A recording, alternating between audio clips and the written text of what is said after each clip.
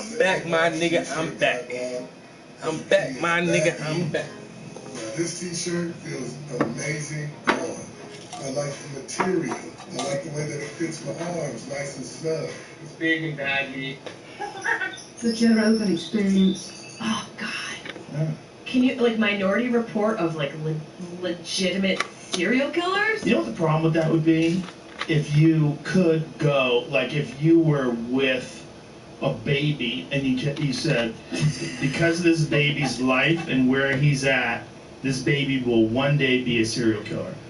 But I'm just trying to figure out how we got to just being with a baby with scenario. I'm just hanging. It's not even your baby, but. Oh, you're in a hospital. Maybe there's true. some future prognostication tools where they yeah. could like zoom in on a baby's brain and see exactly where it's gonna go. I mean, there's got to be something to having some sort of consistency with the neurology of serial killers. I think it alters with life. I think it's many things. And obviously I'm a moron, so I don't really know. You But say I you're a think moron as I'm sitting watching this beautiful sign lit up behind you in this gorgeous building. You are not a moron. I'm definitely a moron. You're a total moron, but you're a very smart moron. Compared to smart people, you need to trust me. I'm a legit moron. Hey, man.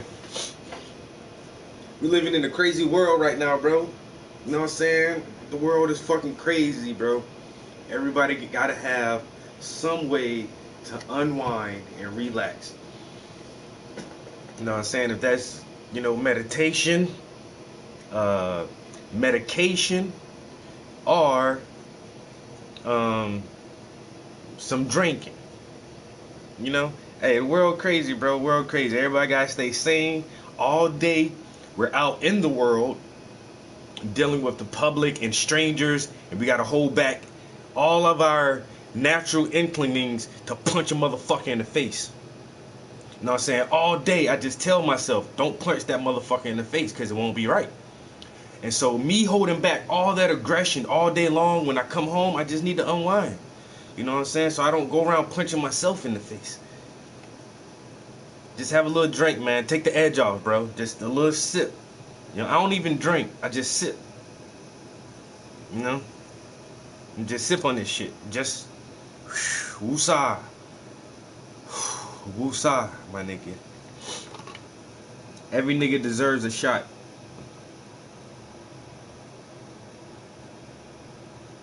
You know what I'm saying? Every nigga deserves a shot. We out there in the world all day, bro. It's too much.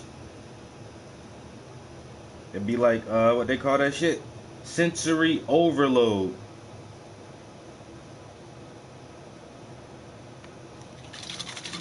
You want to overload your senses? I ain't think so. Chris, what up? What up, Jamie? I don't like how this look. It looked like I just dumped some snot in my drink. That shit ain't mixing well.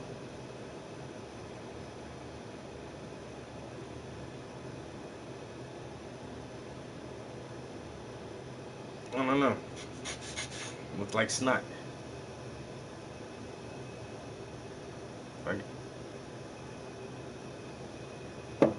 And not no tequila. That Yukon Jack. And I normally drink lime juice, but I ran out of lime juice, so I'm using some great value lemon juice from Concentrate. But as soon as you drop that lemon juice in there, that shit turned to a little snot ball, yo. That shit look weird as shit. That was gonna be my last drink. Mama sip one more just so y'all can see it again. You know, so I'm doing this one for y'all. This ain't even for myself right here.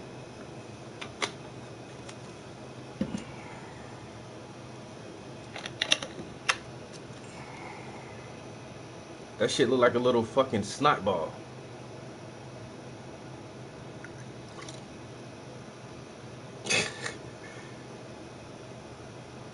It like stays together in there.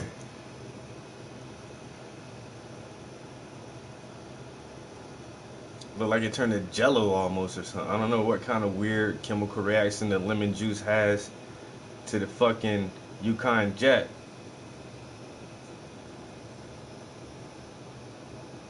That shit is definitely pretty cool looking. That's that great value snot. Motherfucking yo, immediately, soon as that lemon touched that shit like whoop, turn into motherfucking snot. Mr. Walton himself, like, y'all want something to drink? There you go. You want one too? There you go. Snot rocket.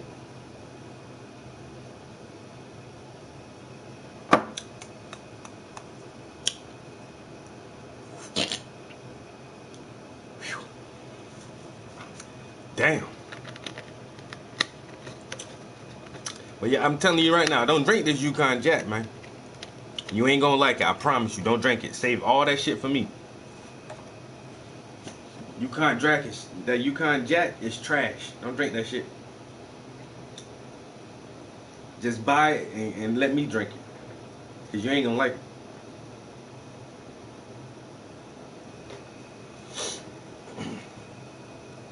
Word.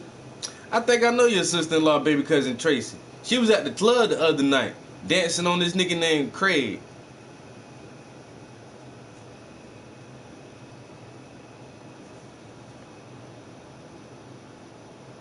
Not Stella and Heineken.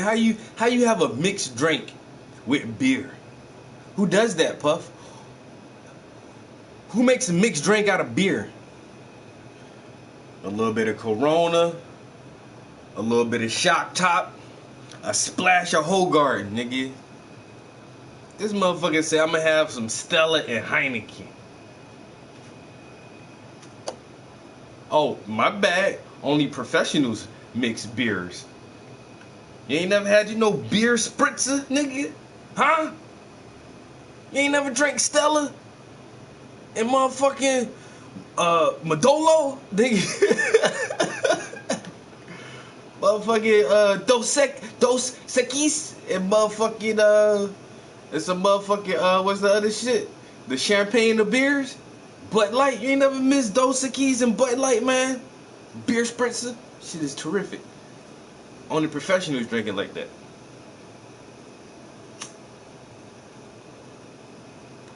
Let me get a dogfish head. Shaken, not stirred. Not that Miller High Life. Ooh, boy. Not that Miller.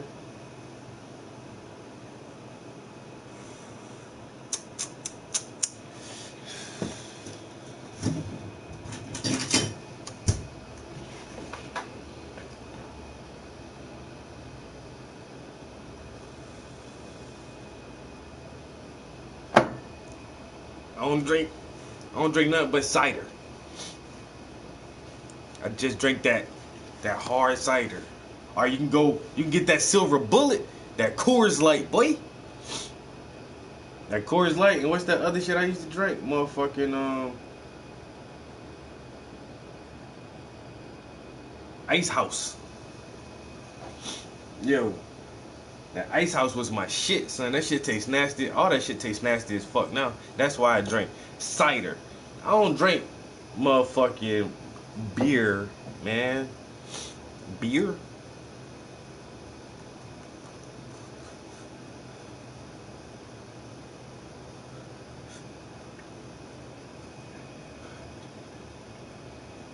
Reds.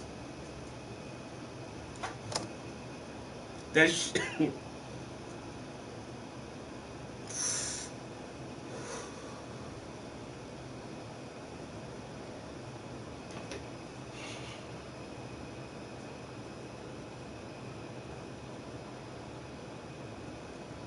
Reds come in at a close second. A close second.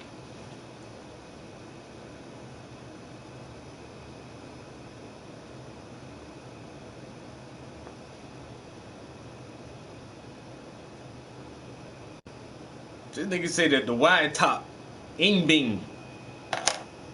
Not the Ing Bing. Ooh, woo. I ain't gonna lie, I used to drink Deuce 45, nigga. Go straight to the bodega. Yo, let me get Deuce 45. But he on that Ing Bing. That OE.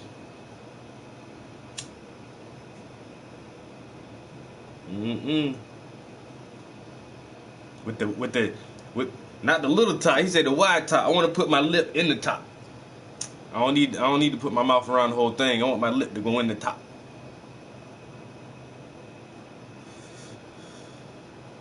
No, stop, bro. Stop. Right there. Cut it.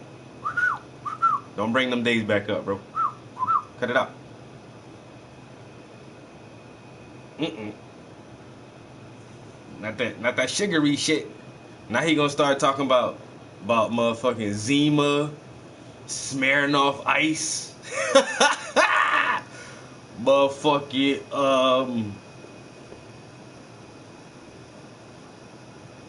what was the tall bottle wine coolers that shit had the fuzzy navel? Boone's Farm. I want me a Boone's Farm right now, bro. Damn. This motherfucker says Cisco.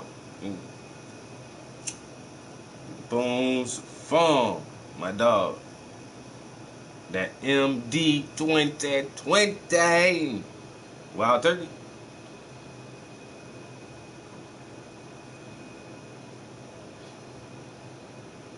We started talking about some sweet shit. Wild Blueberry Cisco. Don't drink that shit. And then them shits kind of faded out.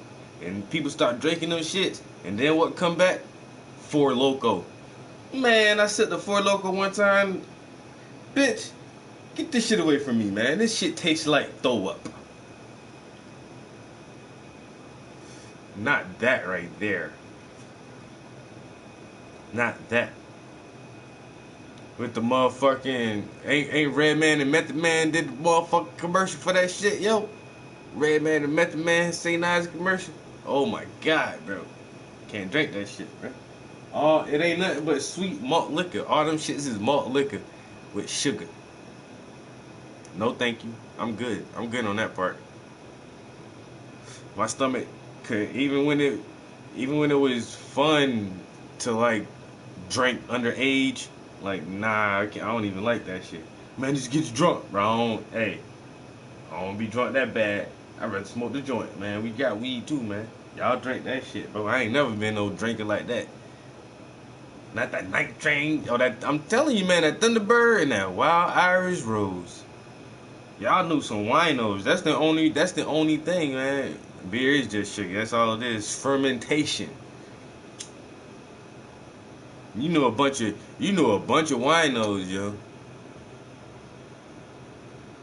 If you pull out Wild Irish Rose, you knew a wino.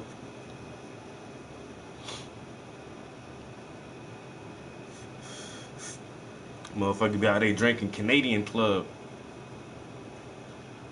Fuck is that? Some Kamachaka. Who the fuck? Kamachaka? What the fuck? You an alcoholic, nigga. You just drinking shit to be drinking it now. Fuck that. I gotta stay about my wits. I gotta have my senses with me. You drink that shit, nigga, you going numb to the world, nigga. Fuck wrong with you? That's how you like to feel? Jesus Christ. Fucking wino.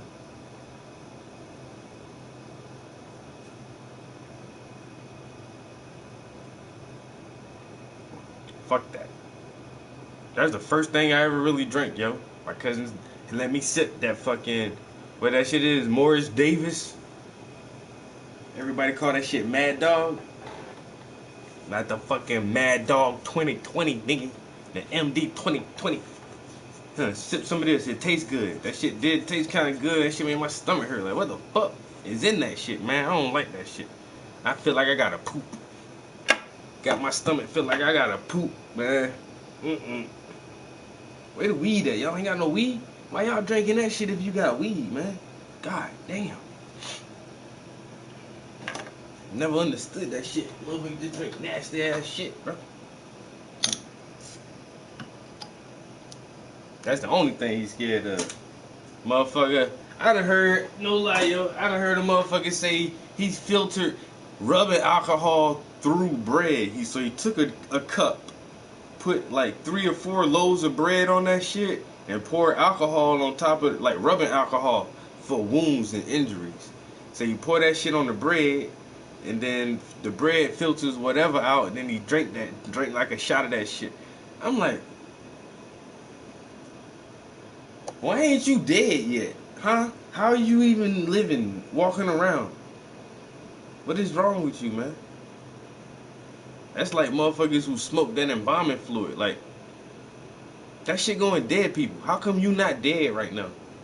You probably is deep now. You are dead. You just a zombie. After you smoke that fucking embalming fluid, you just turn to a zombie, bro.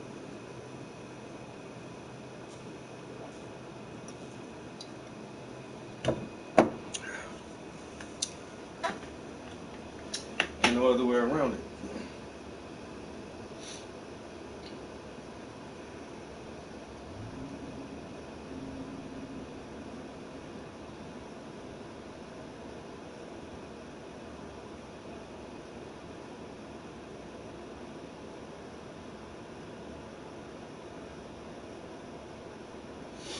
Alright. Let's try to get a little bit of painting done. I actually could have been finished with this piece over the weekend, I believe.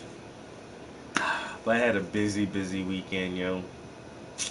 Yo, I did the art show. I told y'all, if y'all ain't on my social media, y'all probably ain't seen that shit. But if y'all on my social media, then y'all done seen all that shit.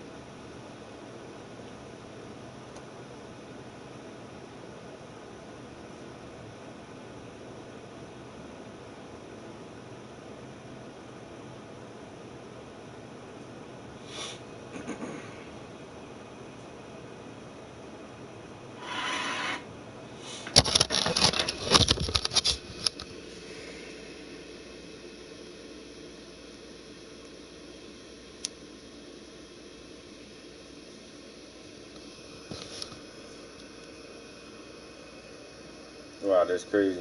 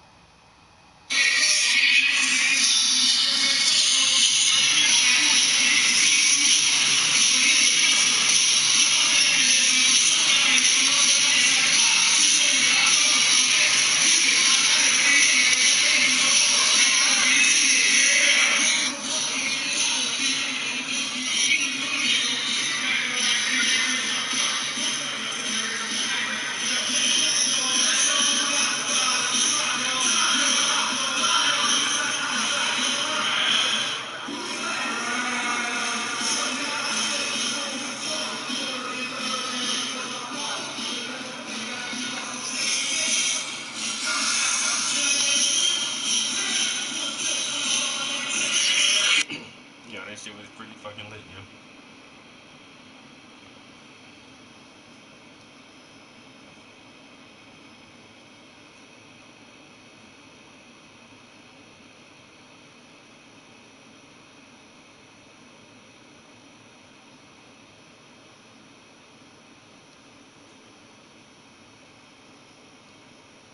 Fucking, that's a Audi, a BMW, a Lexus, a Honda, a Nissan.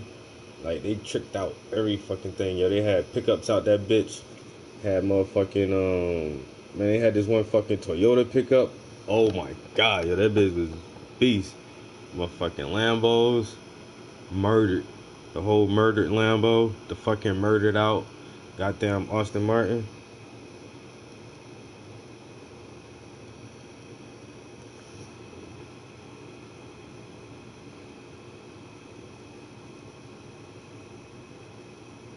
Oh damn! I thought I took a picture. I took a video.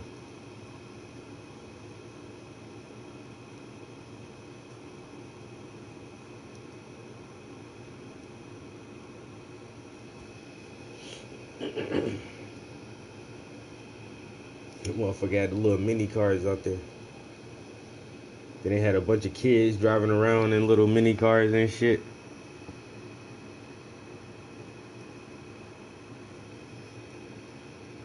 Oh, I took it that way. Motherfucking BMW. Like this fucking badass Ocean Wave painted on that shit. Got the fucking racing tires in the back.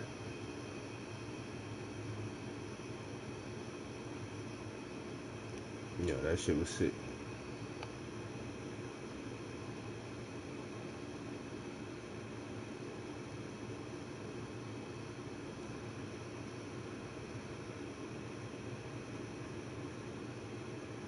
The Subaru. I think that's what that was, yo. That's the new fucking. It's basically a BMW. The new Subaru is just a BMW, yo. The Aston Martin, yo, that shit was too sweet, son. Too sweet.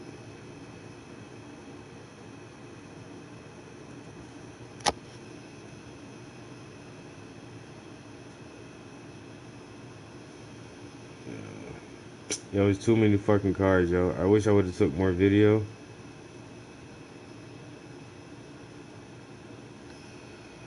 Let me see. I thought I had.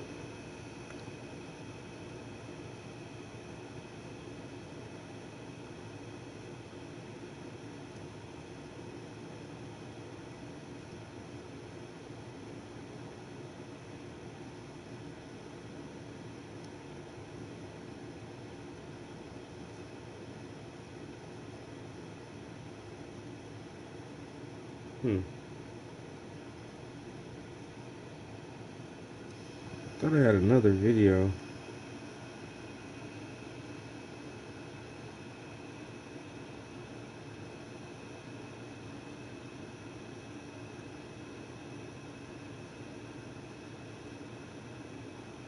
Oh wow, that shit was in my pocket that whole time. That's crazy.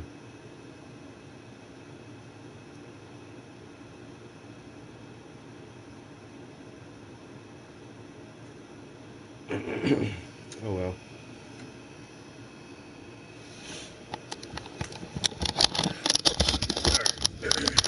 Let's paint for a minute. But I have a way of looking at. Can you like Minority Report of like legitimate serial killers? You know what the problem with that would be? If you could go, like if you were with a baby and you said, because this baby's life and where he's at, this baby will one day be a serial killer. I'm just trying to figure out how we got to just being with a baby with a scenario. I'm just hanging. It's not even your baby, but. Well, you're at a hospital. Maybe there's some future prognostication tools where they can like zoom in on a baby's brain and see exactly where it's gonna go. I mean, there's got to be something to having some sort of consistency with the neurology of serial killers. I think it alters your life. I think it's many things, and obviously I'm a moron, so I don't really know. You But say I you're a think- moron as I'm sitting watching this beautiful sign lit up behind you in this gorgeous building. You're not a moron. I'm definitely a moron. You're a total moron, but you're a very Compared smart moron. Compared to smart people, you need to trust me. I'm a legit moron, but I have a way of looking at things. I'm a little freer in my associations because I don't worry about being fired. Yes. Right? And so I haven't worried about being fired for a long time. So I have a certain freedom in the way I look at things. But Yes. that's not intelligence. But my point is that I don't remember my point. What were we talking about? We were talking about more. We were talking See, about told you. serial killers. Yeah. If you could take that child and raise it differently, would it turn out to be an amazing person? See, like, what happens to a person? You know the concept of determinism? Do you know that over free will? Right. Free will meaning that you have control of your destiny. Determinism is like, hold on a second, it's way more complicated than that. Who you are right now is a combination of many factors that are out of your control. Particularly when you're a child. Abuse, violence, and trauma. Those shape a child in very horrific ways. And neglect. One of the things I was watching a documentary about the Unabomber. And the Unabomber's brother, Ted Kaczynski's brother, was talking about how when Ted had a condition as a child, they brought him to this place to treat him, and he was a baby, and they left him alone for like months. So during a critical period of his life, like he had no love, no touch of his mother. Like this is like really important stuff. I forget how long the period was. I want to say it was like 2 months, but even if it was like 2 weeks, like what does that do to a child? It's got to be detrimental. See if you can find it, Jamie. It was in the documentary that is recently on, I think it was on Netflix. He talked about it. You know, so he lived in this shack in Montana, and he would point guns at people and not kill them, and then he starts writing this manifesto, and then he starts sending bombs to people. But there's so many factors there. Here's one beside the fact that his parents left him in this place. They definitely left him in this place for a period of time that I think was pretty extended. I think it was at least 2 weeks, it might have been 2 months. Jesus. He was also part of the Harvard LSD experiment. Oh, shit. So in Harvard, during the I guess it was 50s, not sure, when he was going to school at Harvard, they were doing these LSD studies. And Like MK Ultra? you don't know, right? I would say, yeah, no, I don't know. They must have had branches. For sure. They had studies and things 100%. helping them fuel their own 100%. I study. don't find it time, but this is what it says about it. Okay. When Ted Kaczynski was at a tender age, he got sick and was taken to a hospital with hives or swollen red bumps that appeared on his skin. His family said he was isolated from his parents as doctor tried to determine what was wrong with the infant. Mom always faulted the hospital. They would have been there every day visiting, but the hospital said no. David Kaczynski said in the docuseries, it was kind of like, we don't want parents to be in the way. We've got our work to do. We have our little baby to cure, so keep your distance. They were only allowed to visit 2 times a week for 2 hours. Oh my God. It's insane. I mean, so then you think about us Look at being the bottom. quarantined. Are we going to create serial No, killers? A little bit, but look at the bottom. He'd come out and he'd never been the same after that, she said. So it changed him as a toddler. So you got that, okay? So this horrific neglect that he experienced as a child through no fault of his own. So free will. We have to look at free will. Like, what does that mean? Are you saying he has free will, like this guy with a broken brain because he was ignored as a child? Or people that were sexually abused as children for years and years and years by a close family relative or a family member, and no one believes them? That's real too, right? How much does that change you? Then he goes to be a part of these fucking Harvard LSD studies. And then you also have to factor in gender. You have to factor in So gender. I'm pretty sure that's true, but you know, I'm wrong a lot. Don't you think you have to factor gender in a little bit? Him being a man and Yeah, I'm sure. Anger. society. He was apparently like super. His brother talked about how he's super angry when a girl would reject him. He would get furious. And I'm sure with testosterone that is affected differently than somebody who's, you know, female with estrogen being the leading hormone. Like there's got to be, that has to factor into it a little bit. Unabomber and the Harvard drug experiment. I mean, you gotta admire the outfit though, style. That's me in the airport. Does it say anything in there? The Psychology Today has it too. Okay. It's a lot of Where does it say that he was there? Oh, was it part of the MK Ultra It program? was. Yeah. So where does it say about Ted Kaczynski? Does it say that in there? I'm 99% sure he was a part of the study. I wouldn't be surprised. I mean, if fucking Manson was, it's like they had like the NBA starting lineup of serial killers. Just do Google Ted Kaczynski. There it is. Is it in there? Analysis of the personality of Adolf Hitler. And that's the thing, like when There you it think goes. of the circles of psychology and how many overlap, how many are overlapping with people like Hitler and Ted Kaczynski and all of these? Like, what are those common denominators amongst them? Because that's what we have to figure out as people who study the brain and study behavioral patterns. That's really going to tell us a lot. But you're right, like will and what are the 2 factors you were? Determinism or free will. Free will, right. And I used to think much more that it was free will because I'm a stubborn person. I used to think, fuck you, figure it out, bro. Like when I was younger in particular. I get that. But the more I talk to people that really understand the concept, the more it let me relax my grip on my opinion, which is very important, right? When you have an opinion about something, it's very important to examine how much of a grip you have on this opinion and whether or not this opinion is connected to you judging your own intelligence. Are you in a game with people where your opinion's better than their opinion? Like, are you married to these ideas? Well, it's hard for people as well because of cognitive dissonance. Like, we Yeah. have a Oh, for natural reaction to learning new things. 100%. Well, we have we like things to fall in line with whatever we ideas. already, whatever we've already assumed is our ideas.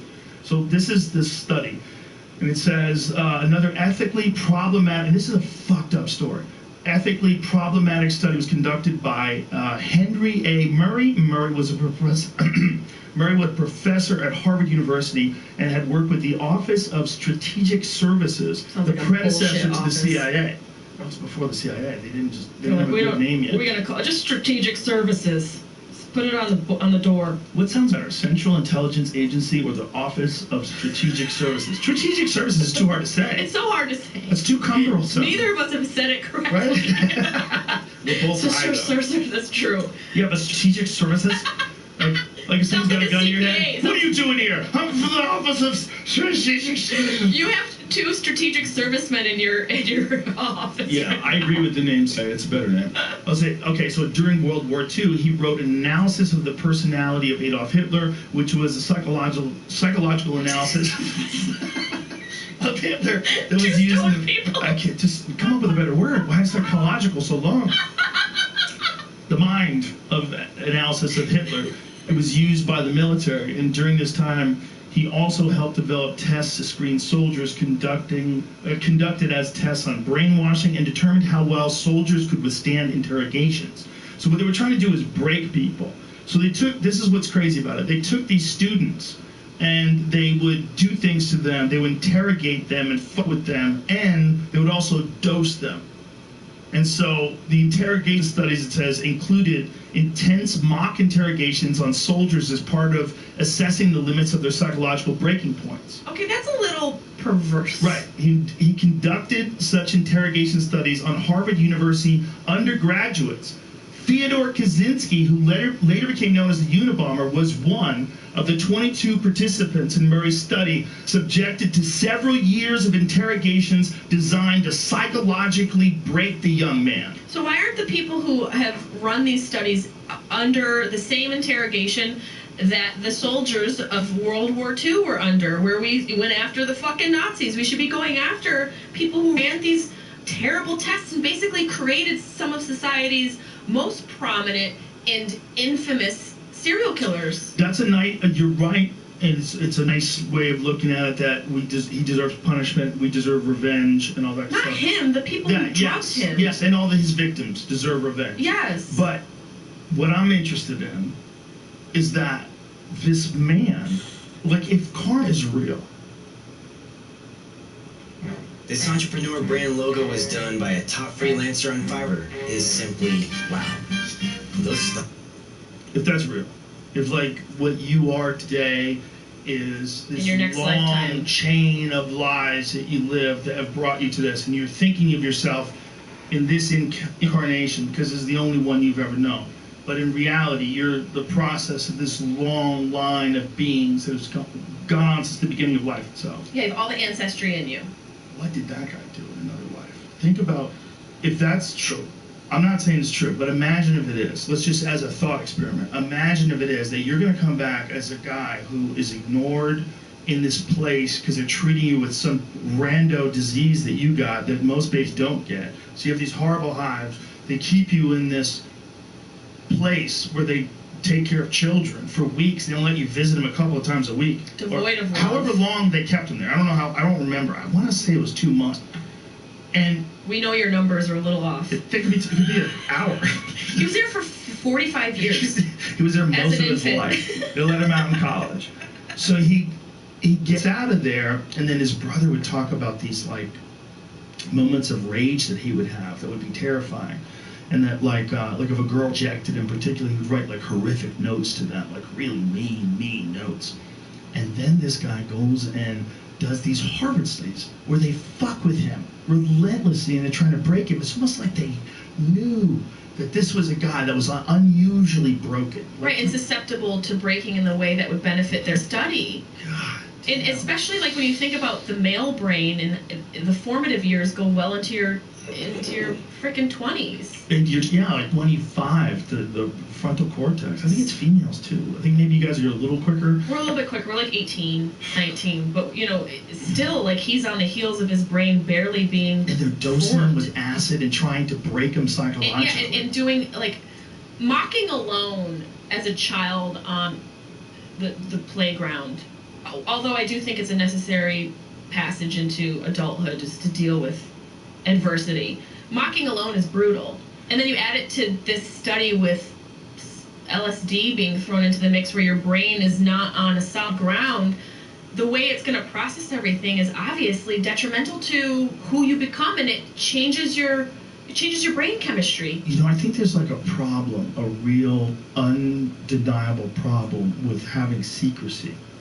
What do you mean? If you're like an organization that has ultimate power, like the CIA I see what you're in saying. the 1950s, and you can run these studies and no one knows about them, and you're giving kids acid and you're trying to break them. That's You're why I said it's trying to do perverse. crazy shit to them. Who knows what they did to them? Right, and it's like, is it really for your fucking study, or are you guys just bored? Or do you just get to do this? Right, So is it you do something it. you get to do, and you're just pushing the ticket because you can and you're funded? That's so demented. Catch new episodes of the Joe Rogan Experience for free, only on Spotify. Watch back catalog JRE videos on Spotify, including clips. Easily, seamlessly switch between video and audio experience. On Spotify, you can listen to the JRE in the background while using other apps and can download episodes to save on data costs, all for free. Spotify is absolutely free. You don't have to have a premium account to watch new JRE episodes. You just need to search for the JRE on your Spotify app. Go to Spotify now to get this full episode of the Joe Rogan Experience. God! Is that what your back is saying right now? Roll away the pain on the chirp wheel. Oh, yeah! Nice muscles. You know, the chirp...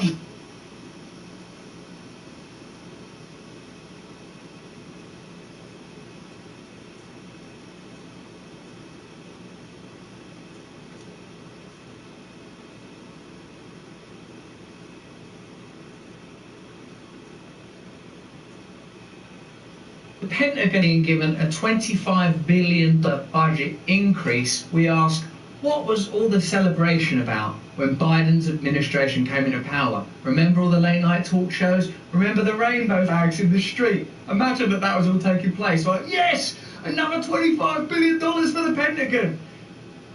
Very much to get excited about.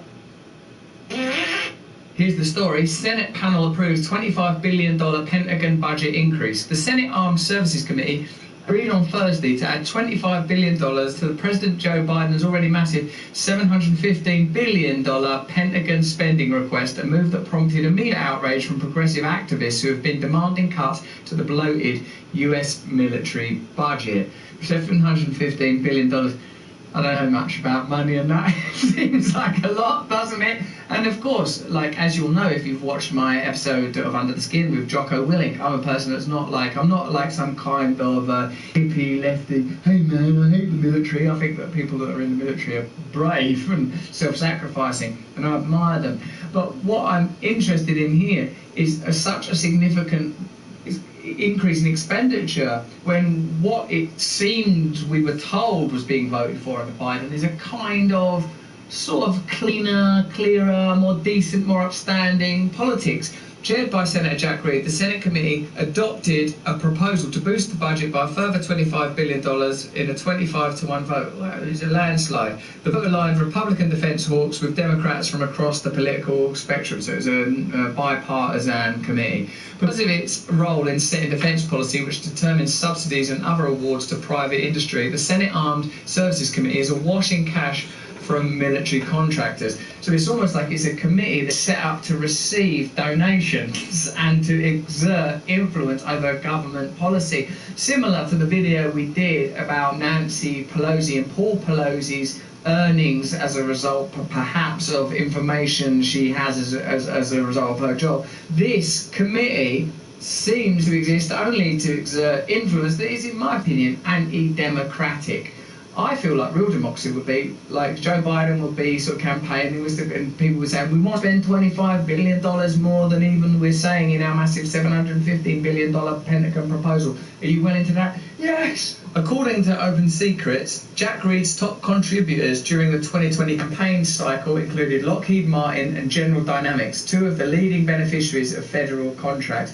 Once again, allow it to wash over you, the feeling of weariness and despair, that the significant roles in the structure of your political governance are occupied by people that are taking money from powerful interests in order not to represent your needs and interests, but the interests of, e.g. Lockheed Martin and General Dynamics. Unless in your Candyland perspective, Lockheed Martin and General Dynamics say, here's some money, do what you will with that, and when you get into government, we trust you'll do right by us. It's not like that, is it? Democrat Mark Kelly said the budget build-up was needed to meet military requirements. We've got to meet the old requirements. We've got to meet them. This is practical. It also funds to develop new technologies to maintain our competitive edge while addressing a broader scope of national security priority as well, in my opinion, and I've been wrong before, but your government's primary interest is keeping you subdued and dull, inoculated and castrated, so that you don't ever go, what the fuck are you doing now with our money? The number one enemy of any government is the people that they're governing. They're the biggest threat to that government's ongoing hegemony. Biden's budget is enormous everywhere, said one defence lobbyist who asked not to be named. I'm a defence lobbyist, and I prefer you didn't name me. So you're going to fight over $25 billion for defence? It's nothing. It's a rounding error at this point. Well, that rounding error, I believe, will be enough to end homelessness, would it? Carly Town, co-director of the anti-war group Code Pink, said just the proposed $25 billion increase to the Pentagon budget alone could end homelessness in the United States, making clear that senators are more interested in increasing profits from military contractors than meeting the needs of everyday working people. So this isn't even about, America's got to be a strong country, look at the threat of China and all of that. This isn't even about that. This is about making money for defence contractors. So, when you salute your flag or love your flag or love your nation, as I'm sure many people do, and I recognise the sincerity of that emotion, whether that nation is China, France, England, Ireland, wherever, then know that what it is you are really supporting is the ability of powerful people to make money for one another. It ain't anything else. That's like a sort of a necessary sprinkling so that the bullshit don't smell too rich. But that is not the modus operandi. That is not the raison d'etre. That is not any little foreign phrase that I could list for you. That means, in this example, that what America represents is profits for powerful interests rather than concern and care for, the most disadvantaged and vulnerable people in society. Now, I'm not talking about American people here, because I know American people. I lived in America. Decent, upstanding, honourable, good people, wherever you find them on the political spectrum, those phony divisions and divides that are set out before us to keep us from uniting against our true, if not enemy, opponent, these interests, the very interests we're describing here. Your values are not being represented because your values are not profitable. While millions of Americans are steeped in debt, living paycheck to paycheck, facing eviction and struggling to pay medical bills amidst an ongoing health pandemic and recession, the Senate Armed Services Committee decided to hurl even more taxpayer dollars at an increasingly privatised for-profit war industry. Sick of red, itchy mosquito bites? This genius college student just solved a 210 million-year-old bug problem with a device that eradicates mosquitoes from any environment. And for Americans, it's predicted. It doesn't work, does it? The nation state in its current form, America or Britain or France or wherever, it doesn't work. It's not interested in you. It's not interested in your well-being, your welfare, not interested in caring about you, dealing with your problems, your family's problems, your community's problems, however you identify, whatever community you're from, whatever colour you are, and whatever it is you believe in. You are a subset of irrelevant details way out on the periphery, while at the pinnacle of this pyramid of power are interests such as these, the Senate Armed Services Committee. Any real change, let's just, from the videos we've been doing lately, you go, ban lobbying, ban people in Congress or Senate making money from anything other than their job for the entire duration that they're in there, maybe for 10 years after. Imagine the reasons. No, we can't do that. If we was able to do it. Look, are you just saying this because these things really benefit you? Oh, well, think about it. I suppose they do benefit us, but no. Oh, when did you become so cynical and jaded? When you gave another $25 billion to the Pentagon, even though we got $715 billion? Rob Weissman, president of the watchdog group Public Citizens, said in a statement Thursday that anyone who cares about our national security should oppose this increase in Pentagon spending and demand. When the coronavirus has demonstrated that all the guns in the world can't protect our national security, when the US spends more on its military than the next 11 nations combined, when the Pentagon can't pass an audit, when the Pentagon continues to lavish funds on the F-35, which is 10 years behind schedule, double the original price tag, and plagued by performance issues like engines that don't work. Alright, just because the engines don't work, that don't mean it ain't a good plane. Well, it does. One of the first things, look, I'll be honest, the first thing I want, wings. After that, I want the end. And then wings. Yeah, we've got wings. They're done. Does the engine work?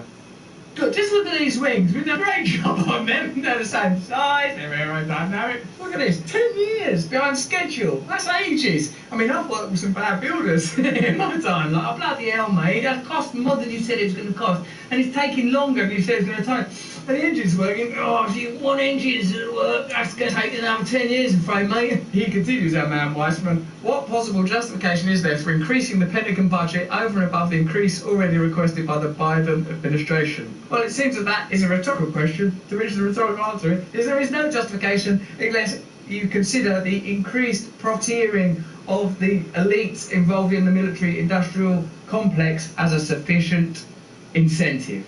Well, there you go. Further evidence that don't get excited. If you're sat watching late night TV or SNL or whatever, like, these are all good shows. These are shows I've been on. These are shows I admire. People I admire. But the actual fact is, what are you? Yeah, woo, Biden, $25 billion. Don't be distracted. Don't be foolish. Stay awake. Don't fill your head with saccharine nonsense. Waken yourself right up nice. Have a look at that Nancy Pelosi video. Have a look at both the Nancy Pelosi videos we did. Give us your comments in the comments. We want to stay in dialogue with you. Give us the old like, turn on the notifications, and keep subscribing. Circulate this content. Wake people up. Slap them out of their malaise if you have to. Get these things on your blog. Spread this information. Sign up to my mailing list on russellbrand.com, and if you want a deeper dive on these kind of subjects, sign up to my Luminary podcast, Under the Skin, where I also do an additional weekly podcast. Dave Chappelle's on there as well. It's a fantastic network, Luminary. Thanks very much for watching this. Cheers. See you soon. Ooh, stay free.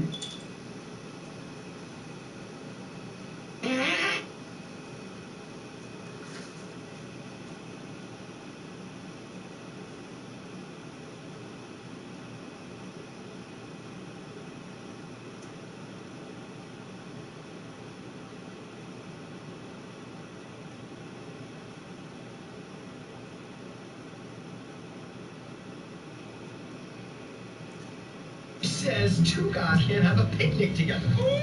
Did somebody say picnic? You're damn right we did. It's lovely.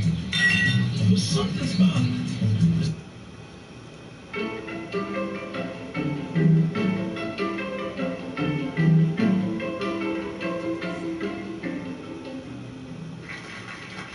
I love you. Quick question. I have a question about the fossil record. When people, non-believers, try to attack the dating system they use for fossils and whatnot, carbon dating and whatnot, is there any validity to that? So these are when you say non-believers, people who like to reject science in favor of their religious philosophies. Right. So these are people who are apparently require data to support their faith. I find that odd, right? Because then it's not faith, right? I mean, if you have religious faith, then whatever anyone says about the world wouldn't matter to you. If it does matter to you, then that's a different kind of contract that you're taking out on information. And that contract is, there could be data out there that would conflict with your religious philosophy, and then you'd have to go along with it. But that's not what actually happens. There's the pretense that data matters, and then they filter it, reinterpret it, ignore parts of it, slice and dice it so that it all fits in to the religious philosophy. So it requires blinders in order to make that happen. So with the radioactive dating, which we use for many different elements, carbon is good, carbon-14, we've all heard about that, is good for periods of time that go back thousands, tens of thousands of years, basically into the Ice Age. We can carbon date, frozen cavemen and mastodons coming out of glaciers. Then we have other elements used that are radioactive and they decay. Lead is used to date the age of the Earth. That has half-life of billions, I forgot the exact, billion-plus years. Whereas carbon-14 is in the thousands of years.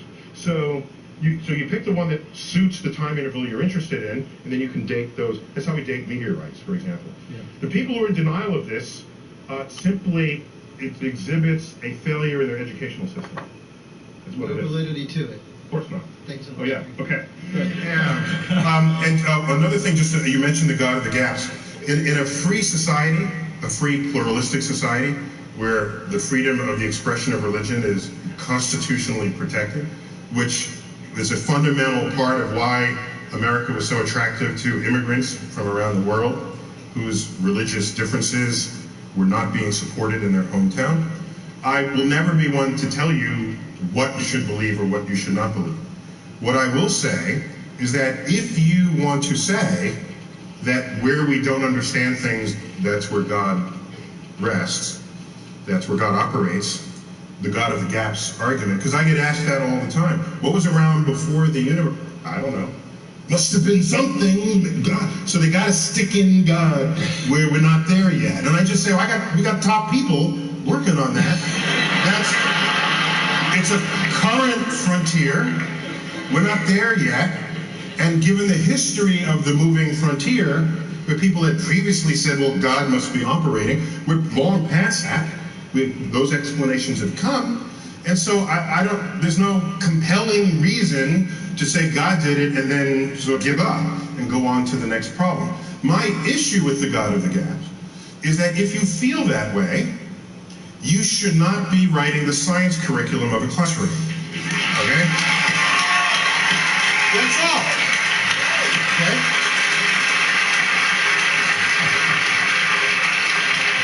Because if you do, you are undermining the very process of what science is all about.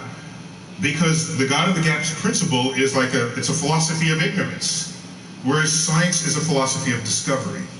And that's an important distinction between the two. And if you remove that foundation for what builds science, you are undermining the capacity of your culture or nation to compete technologically in the 21st century. So it is not without consequence to have conduct of that.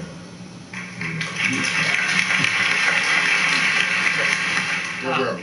At your Beyond Belief 2006 lecture, you said that... Were you there, or did you watch the YouTube? I watched the YouTube. Okay.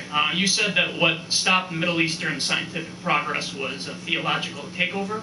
Yes. Do you think that's happening? That's a shorthand for what I said, but yeah, I built the case a little more elegantly than that. Do you think that's happening here in light of what's happening with scientific textbooks in Texas and things like that? Yeah, I just read recently about the plight of textbooks in Texas. I spent some time in Texas, 6 years actually, and of course Texas has Johnson Space Center.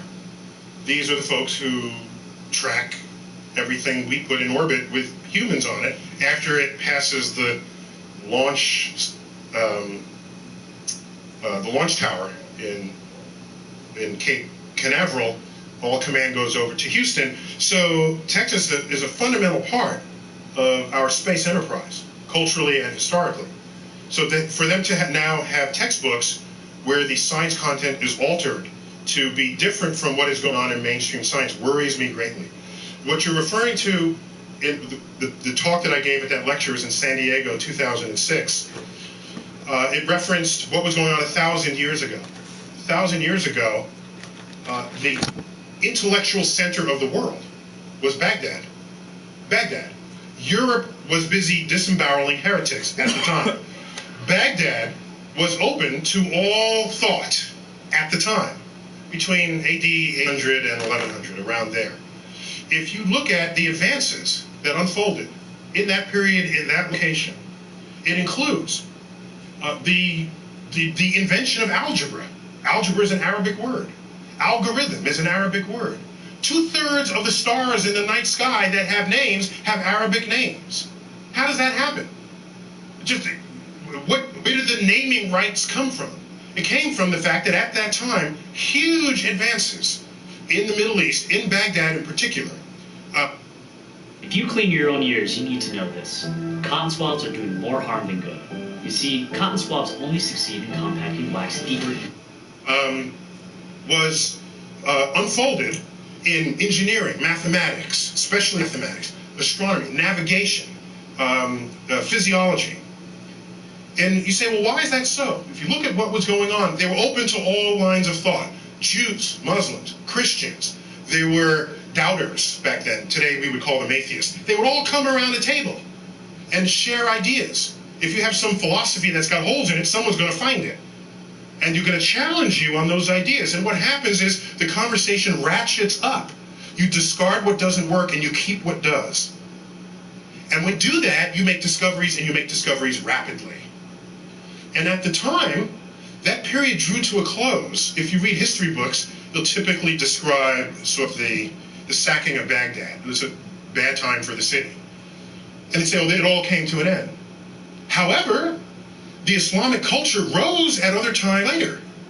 And in those other times, science and engineering discoveries were not a part of it. So he asked, why not?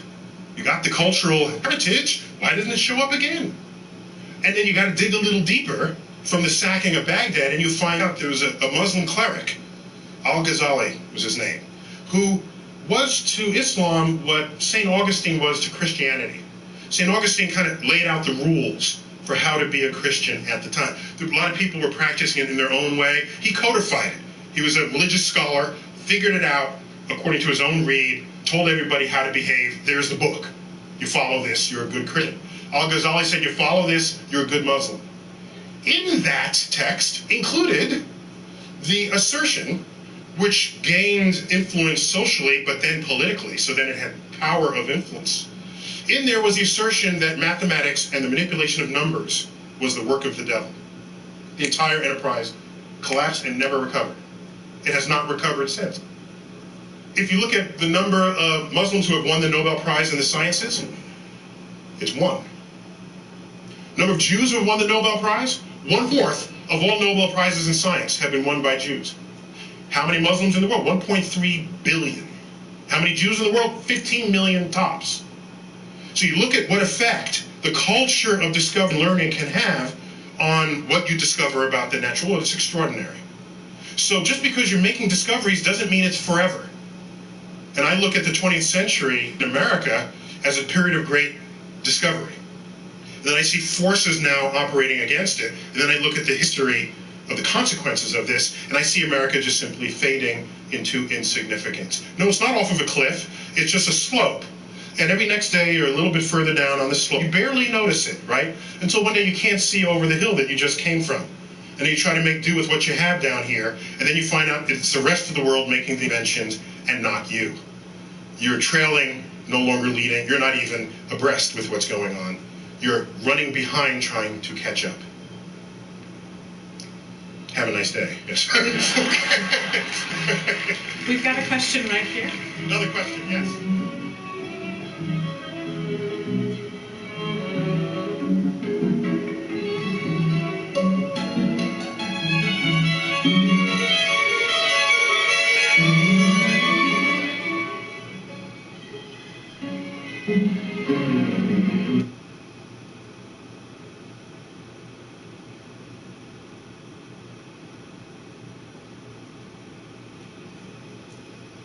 Today, we're looking at 2 mid-size SUVs, the Jeep Grand Cherokee and the Toyota 4Runner. We'll drive through and see how each SUV evolved in technology and style. We'll also take a look at which model years are best to buy used, which ones to avoid, and more. So hop in and let's go for a ride. The year is 1980. A Toyota dealership owner named Jick Safro was very fond of his Toyotas, but the harsh Wisconsin winters proved to be a tough test for these trucks. With sales suffering, Jack had an idea. He approached Winnebago, the manufacturer of motorhomes, to see if these trucks could be fitted with an enclosed cab to make them more functional and comfortable in the winter. Winnebago liked the idea, so did Toyota, who shipped over a few base Hilux models. Born was the Toyota Tracker, the result of a collaboration between the Japanese automaker and an American mobile home manufacturer. In 1981 and 1982, some 1,500 were made, and they quickly sold. Most were shipped out west, with Colorado being the biggest buyer. Toyota saw the consumer interest and demand for this type of vehicle, so they decided to further develop the concept. The final result was the Toyota 4Runner, which was released in the United States.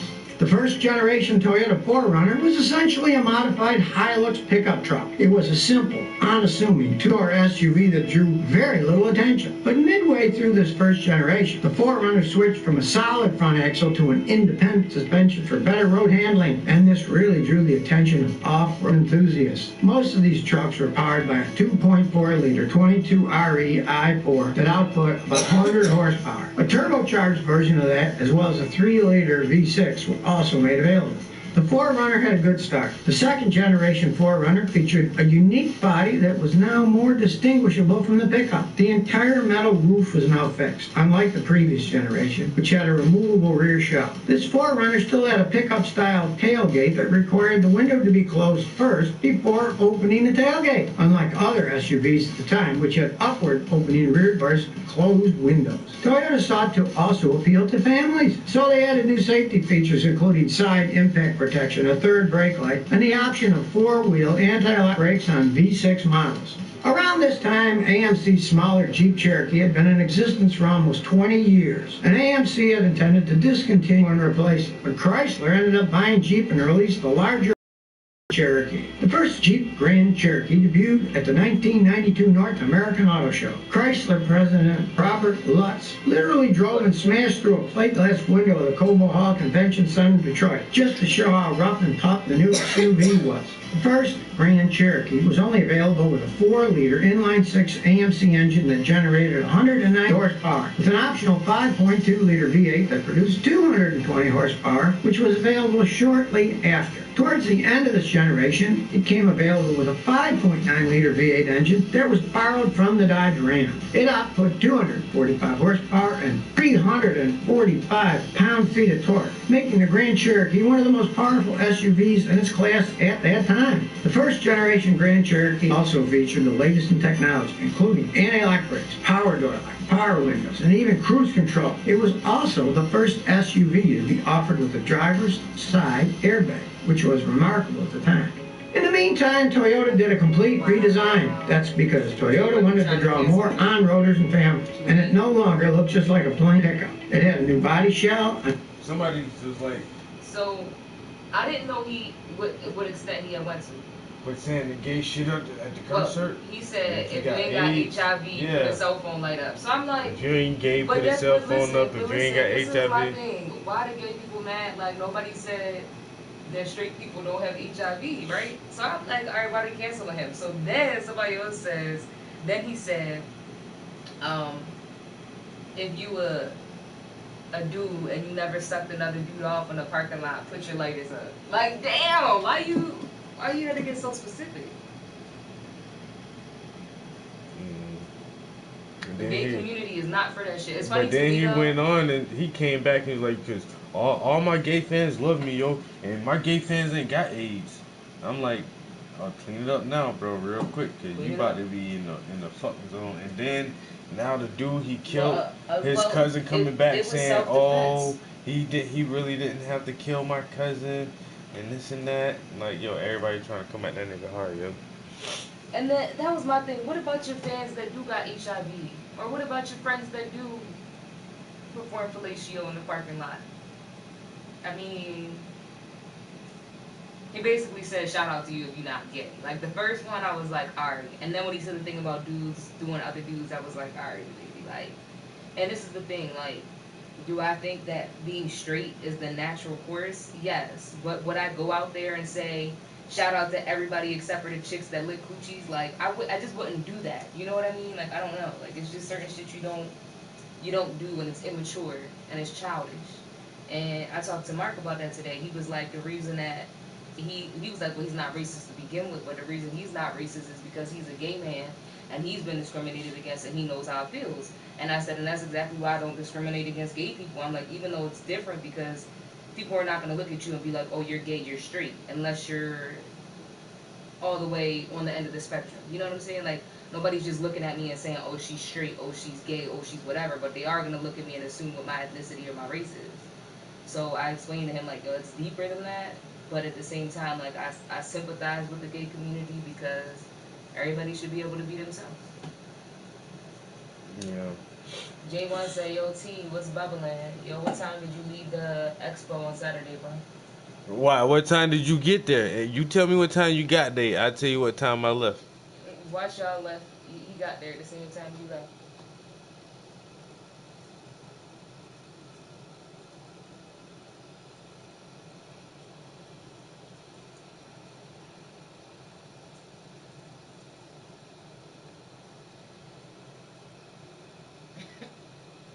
But then again, like, think about people like Tyler, the Creator, right? And the crazy shit that he says. The crazy shit Eminem been saying for 25 years. Right, like put a rabbit up his asshole. Travis. Tyler, the Creator, talking about raping a pregnant woman and call it a threesome. Like, Eminem said on his last one of his last albums. Eminem said, "I even make the bitches I rape come." That's what I'm saying, but then the baby says something like, and again, don't be a dick. It's that simple. But that's the thing, like, motherfuckers know that some people are just being exacerbate shit. You know what I'm saying? Because Eminem talk all the gay shit. Cancel culture. Tyler, the Creator, came out right before cancel culture started. This is true. Right before, when he came out with Yonkers and shit, had he had done his career about 2 or 3 years later, they would have canceled him. But Eminem did a song with Elton John after he talked all the gay shit and everything. Yo, he still did a song with It's Eminem. Just like if Eminem said Egypt is a bald head, something, something, something, something. I would not be mad if Eminem said that shit. Thank you for this shout out, M. Now is you ready to do this feature? Because I'm gonna talk about your white ass and that blonde hair you got. But yeah, there's some people who can get away with it and some people who can't get away with it. And that's the thing, Eminem comes from that era, and that's the difference with him and Tyler, Creator, or anybody else. Eminem comes from that, not battle rap, but that battle rap where it's like, you know, knock my mother off my shoulder. Like, they come from that era. Yeah, but the thing too is they say their crazy shit within a song which is made to entertain. He said that shit just talking. Yep. That was, and that's just the thing, like, it's just unnecessary. Like, yeah, that's not even in your song, bro. That's just how you were talking. That's how you feel all the time. You can understand, like, if you exaggerate or exacerbate or fucking hype up any scenario in your music, but if you're just talking regular, and that's the thing, it's like, right? whoa, what? Both of us are straight, and neither one of us are out there at Pride or, like, you know, extra with it, but we're not discriminated against people or making them feel bad. And neither one of us, being straight people, would get up on a stage and single people out and just say stuff like that. Something stupid. And not even just the gay thing, the HIV thing, because there's already a connotation behind it that is associated with gay men, and women have it too. That's like, if I just put out a post, you know what I'm saying? My next show, man, is only for cisgender, straight, heterosexual males. You know what I'm saying? If you're not cisgender, like, just don't come to my show. You know what I'm saying? Because I got new art that and only this person to understand it. Like, no. Now, if he says I make music for single females or straight males, that's fine. Because for me, I feel like when I make music, I'm making music for everybody, but it's gonna be especially for females because I'm a female. But. You know what I mean? But, like, I wouldn't get up there and be like, oh, well, you got AIDS. Oh, well, you got scoliosis. So, like, my dude. Put your light up if you're not a lesbian. Queen Latifah and y'all gotta stay over there. He said, my bad, champ. I worked the overnight. I had to sleep a little bit before I got on the road. He got there like 4 o'clock. Mm-hmm. That's right. A Right little when bit we right don't before eat we it. left. Yep. That's so funny. Because we had to get there 2 hours before the shit even started. Right. And I'm glad we did get there actually early because if we didn't, I think, It would have been harder to get in. We wouldn't have had nowhere to park. yeah. And then we left early because we already knew like this crowd is going to get stupid and the traffic getting out of here is going to be crazy. Oh yeah, it seemed like it took us longer to get there, but actually time-wise, it took us longer to get home. Yeah. Yeah, we're early birds. I just faced that. We're just old we're early birds. Yeah, we go to bed early, get up early. We still use more of the day than most people though. Some motherfuckers just waste the whole day. Yeah, I need daylight anyway. I don't really function well at nighttime, so just get the whole day in and sleep good. I used to love the nightlife, yo. I ain't gonna lie, yo. I used to love that shit, yo. Going to bed at like 2, 3 o'clock in the morning. You gotta build that shit up though. Yeah, that not shit for is the rough weak. to do, yo.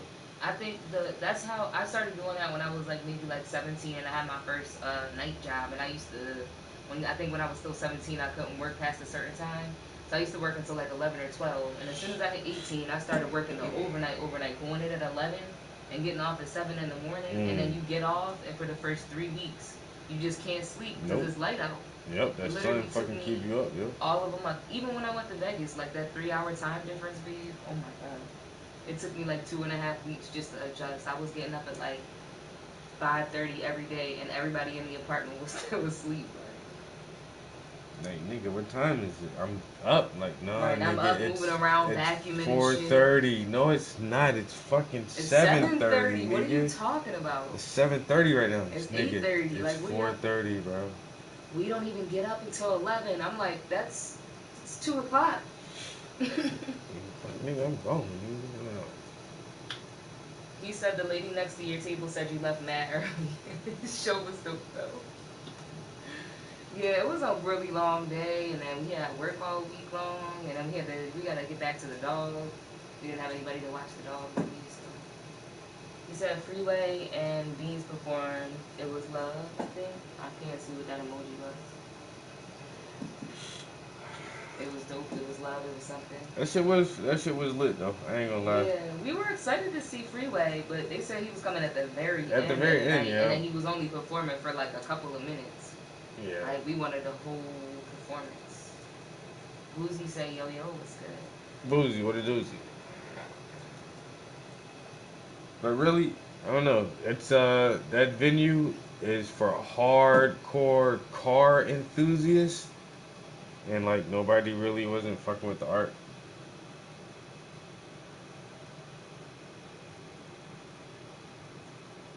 And I get it.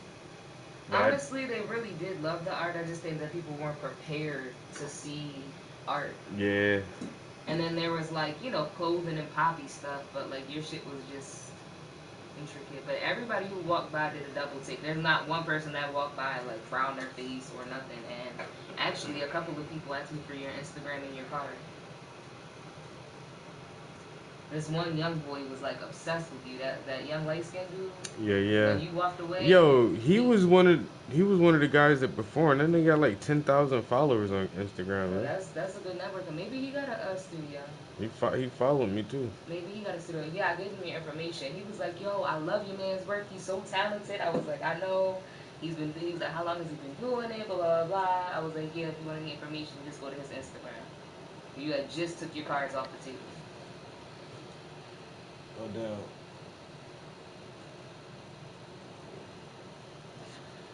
Yeah. Definitely had the best looking table there, that's for sure.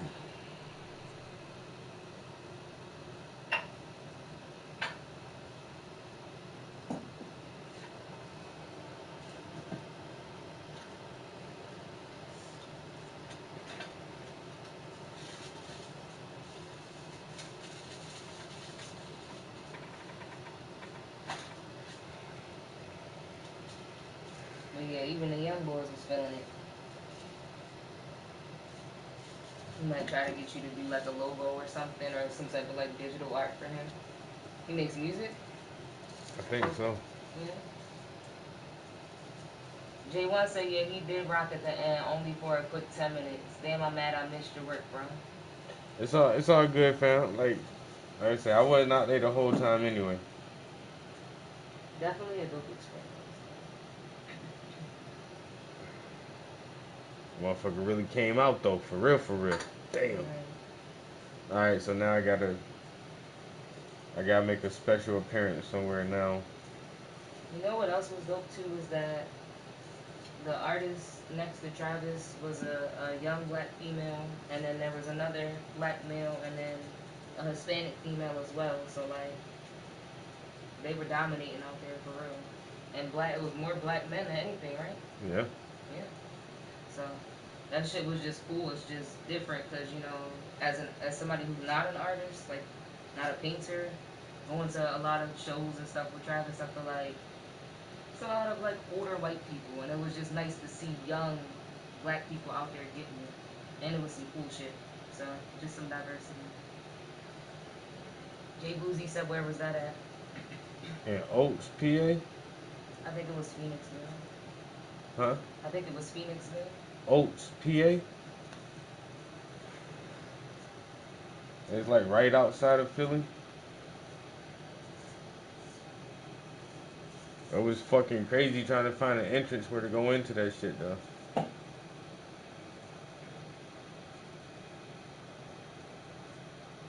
J1 said, I had something for you too, bro. Oh damn.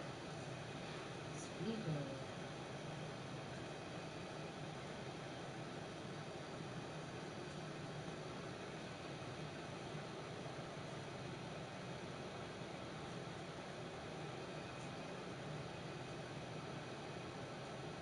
Yeah, now I definitely gotta make another appearance somewhere.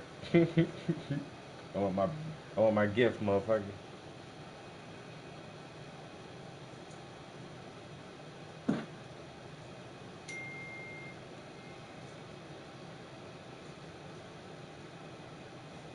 it was basically in Philly, Boozy. Yeah. It was at the the Greater Philadelphia Arena. The Greater Philadelphia Expo Center. Expo Center. That's what it was. Huge space. Big as fuck, son. That shit was, yo. J1C, yo, so many cars in that shit. Hundreds of fucking cars, bro.